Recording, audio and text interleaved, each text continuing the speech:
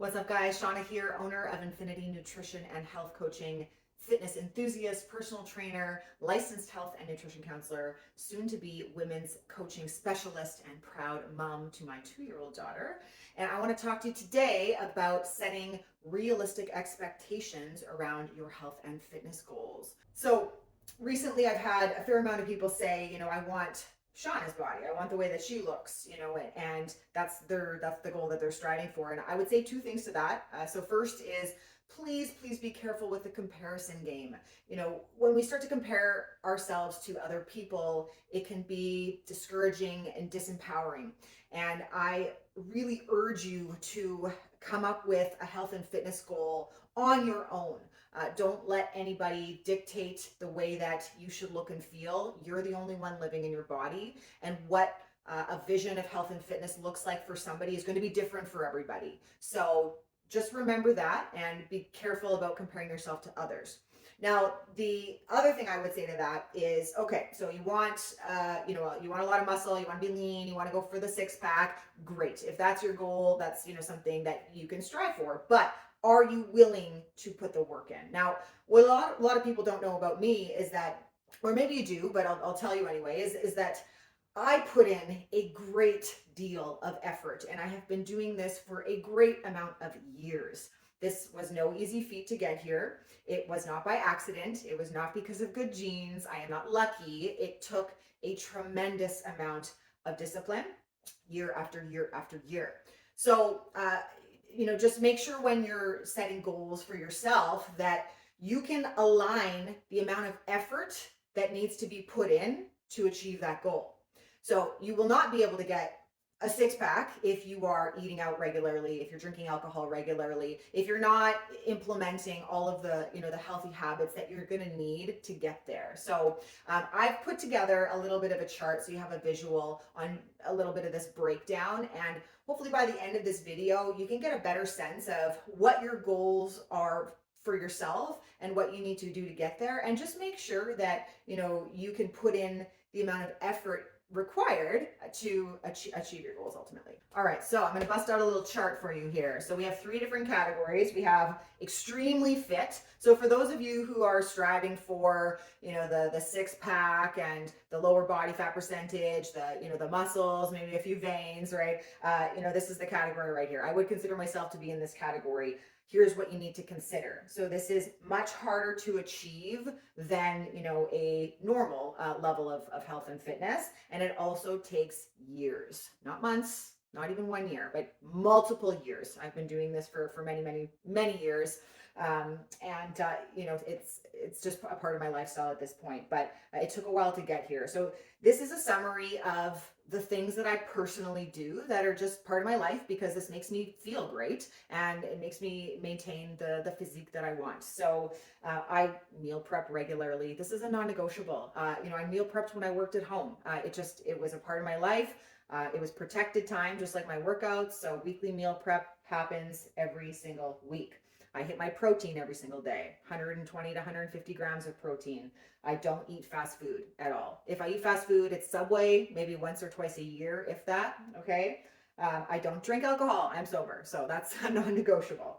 I get my fruits and vegetables in, and I'm talking like 7 to 10 servings every day. My food is very, very colorful, very regularly, so that's a non-negotiable. I exercise, obviously, very frequently, 4 to 6 times a week. And heavy strength training is the star of the show. Heavy strength training with regular progressions, okay? I don't exercise on autopilot. I make every workout count. Water, 3 liters of water probably, give or take, maybe more sometimes if I'm drinking a lot of coffee, which is usually every day. I don't snack in the evenings, very rarely anyway. I get excellent sleep. That is a non-negotiable. I do not eat ultra processed foods. I don't eat foods with added sugar. All right, that might seem kind of restrictive, but the thing about me is I know myself, and as soon as I start to eat those foods, it's a very nasty, vicious cycle of wanting more and more and more. So I avoid those foods. Those are my kryptonite foods, and that's just how I live. And, I have a permanent lifestyle mindset. permanent lifestyle mindset. This isn't a short-term thing for me. This is what I live and breathe. This is my life. This is what makes me feel good. This is going to happen until the day that I die. So that's a summary of the very fit category, meaning that if you want this, if you want that certain physique, you have to put the effort in. So you have to ask yourself if the amount of effort you're willing to put in aligns with the physique and the goals that you're trying to achieve. All right, let's talk about this second category. So the normal level of being fit and healthy. So there is still effort, of course, required, and but it's more realistic for most people. And results still take time. I put 6 to 12 months. And if you're somebody who's just getting into this and you want to have a balanced, sustainable lifestyle, give yourself at least a year still. This is not something that happens overnight.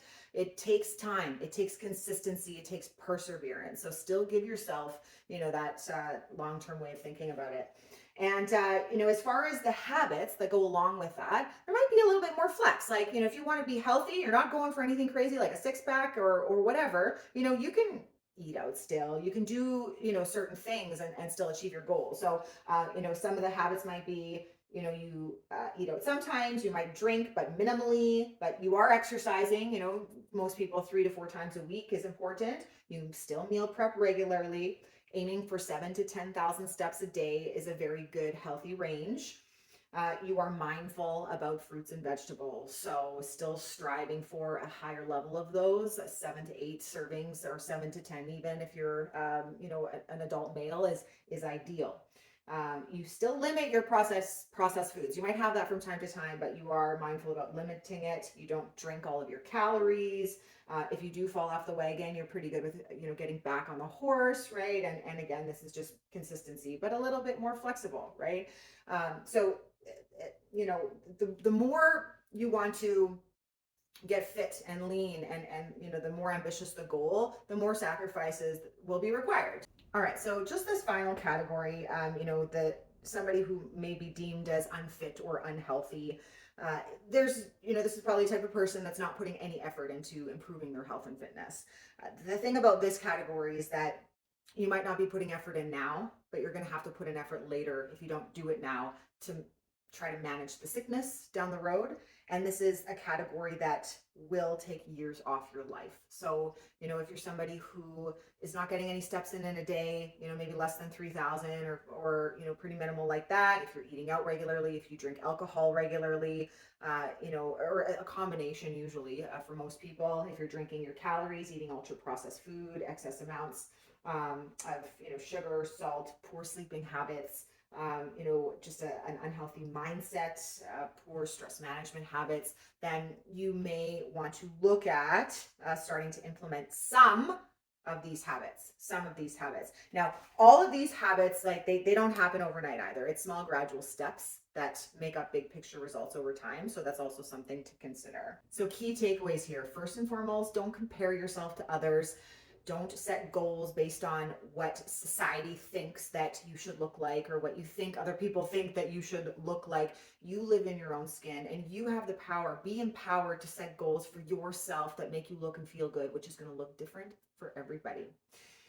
The last thing here is make sure that whatever goal you decide to set for yourself, whether that's just general good health or whether that's the six-pack abs and the ripped arms, you are willing to put in the effort it takes to get there.